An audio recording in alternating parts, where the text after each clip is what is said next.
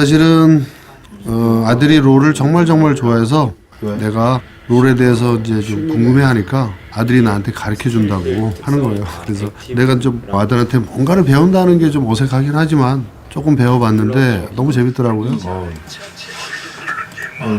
도망가. 실용 물리학 사용하고. 그럼 2번을 눌러. 2. 아니, 그 2 말고. 아, 저는 전통적인 그림이고 또 이 수묵화이고 그런데 이게 조화가 될까 이런 생각을 했는데 아이오니아가 딱 그 동양의 특징들을 그대로 갖고 있더라고요. 제 그림이 추구하고자 하는 것들, 주변 풍경, 제가 보는 시점, 시각들 이런 것들하고 잘 매치가 되는 것 같아요. 제 그림하고 이제 이렇게 조합이 될 수 있다라는 생각을 하면서 참여하게 됐죠. 아이오니아의 동양적인 풍경이 꼭 제 그림에 등장하는 설악산이나 금강산의 풍경과도 많이 닮아 있고 또 풍경뿐만 아니라 그들의 역사가 실제 동양의 역사도 많이 닮아 있었어요. 참편들을 또 보면 외세의 침략을 당해 조국을 잃은 자들의 허탈함 내지는 또 그 저마다의 한 같은 것들이 느껴지기도 했죠. 가장 상류에 있는 야소의 배경, 이건 금강산에 있는 구룡폭포이고요. 그 밑으로 내려와서 수도원에서 리신이 수련하는 모습을 그린 작품으로 연결되고 폭포에서 이어지는 물의 흐름이 나중에 바다로 흘러들어가는데 그게 마지막 마스터 2의 배경입니다.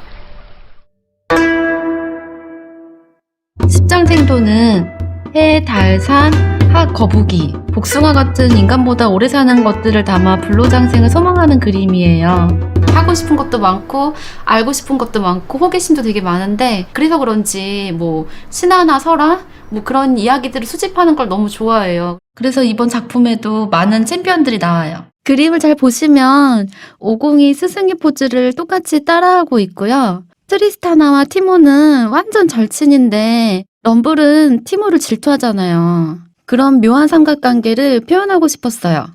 루시안의 아내 영혼이 스레시의 랜턴 속에 갇혔다는 말을 들었을 때 랜턴을 훔쳐 달아나는 루시안의 모습을 상상해봤어요. 챔피언들이 저마다의 이야기를 가지고 있으면서도 같은 시대와 공간 안에서 어우러진다는 점이 재밌었어요. 상상력을 좀 더 펼칠 수 있었던 시간이었던 것 같아요.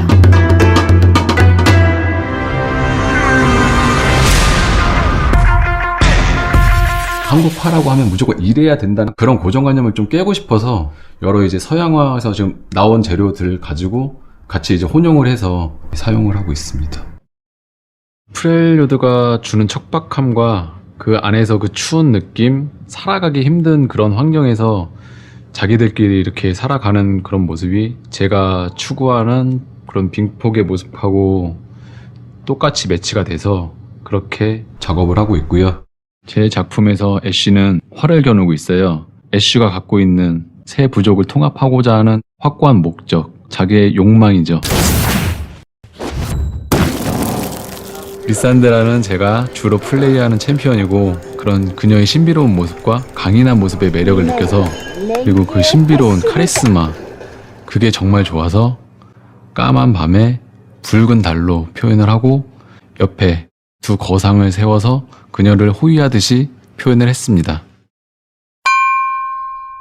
민화 작품 안에는 모두 다른 배경들이 존재를 해요. 그리고 그 배경 안에는 또 다른 스토리들이 있고요. 그런데 리그 오브 레전드 역시 세상이 존재하고 있는 것 같아요. 그게 민화적인 배경과 어울린다는 느낌이 들어서 그 둘을 매치시켜서 구성하려고 노력을 했습니다. 요들 넷하고 어울리는 민화적인 요소 넷을 제가 골랐어요. 민화 그림에서 가장 대표적인 작품인 까치호랑이를 가지고 티모를 함께 구성해 보았어요. 민화 안에서의 티모이기 때문에 영생의 존재인 영지버섯을 써서 티모와 민화를 이어주는 매개체로 썼어요. 이런 캐릭터들 재밌어요.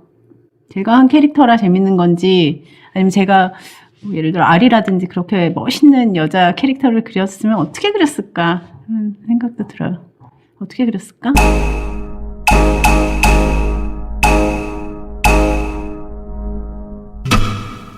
제가 그리는 대상들은 어쩔 수 없이 제 자신의 투영이에요. 그러니까 제가 반영이 될 수밖에 없어요.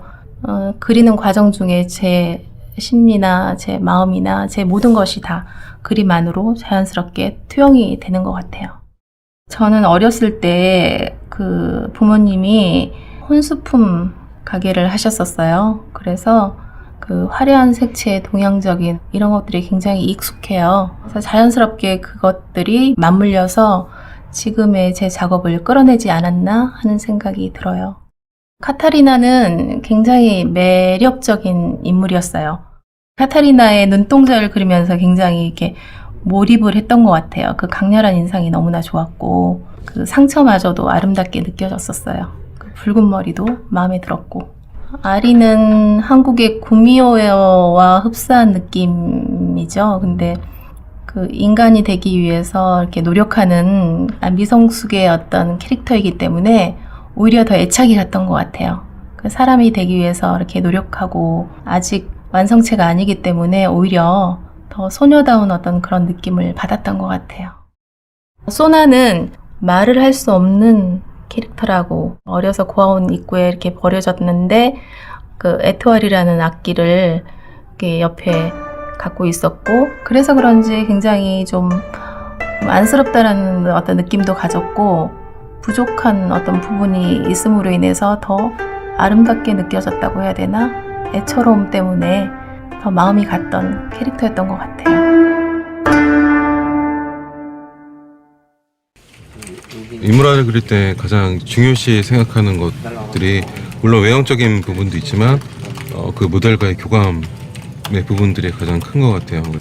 아는 만큼 보인다라는 말이 있듯이 그 모델에 대해서 그 내면을 제가 파악을 하고 그 사람의 성격, 그다음에 제가 직접 만나서 대화를 나누거나 같은 시간을 보냄으로 인해서 그 사람의 외형뿐이 아니라 이제 내면까지 담도록 그리는 것이 가장 중요한 일이지 않을까 하는 생각이 들어요.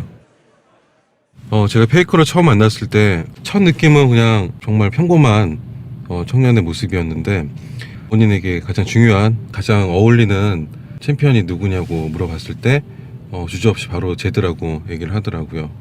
그래서 제가 페이커와 제드를 같이 그리면서 그 두 인물의 교감이나 내면을 어느 정도 동일시하면서 그리도록 노력을 했던 것 같아요. 제 작업도 마찬가지로 프로게이머들과 많은 얘기를 나누고 그 플레이를 임하는 자세, 그것들을 하나하나 알게 돼야 그림을 시작할 수가 있어요. 그렇게 교감을 하면서 그림이 만들어지는 거죠.